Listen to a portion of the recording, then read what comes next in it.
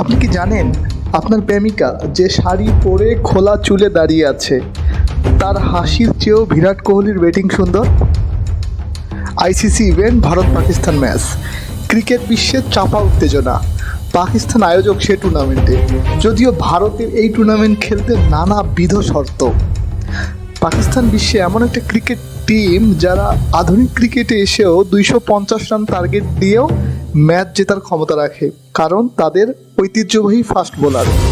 প্রথম 10 ওভারে আফ্রিদি এবং নাসিম শাহ টানা বল করলেন এবং ইঙ্গিত দিলেন যে আজকে 243 রান টার্গেট দিয়েও তারা ম্যাচ জিততে চায়। শাহিন আফ্রিদি বেশ ভালো বোলিং করছিলেন, কিন্তু যে দলে বিরাট, রোহিত সহ কিছু নতুন তাজা রক্ত আছে, তাদের ব্যাটিং আপনাকে ভাবতে বাধ্য করাবে, মুগ্ধ করবে। ভারত ম্যাচ জিতেছে সাবলীলভাবে। এই ম্যাচ নিয়ে যে কাউকে বলতে দিলে ঘন্টার পর ঘন্টা নিজের পক্ষে যুক্তি দিয়ে বলতে পারবে।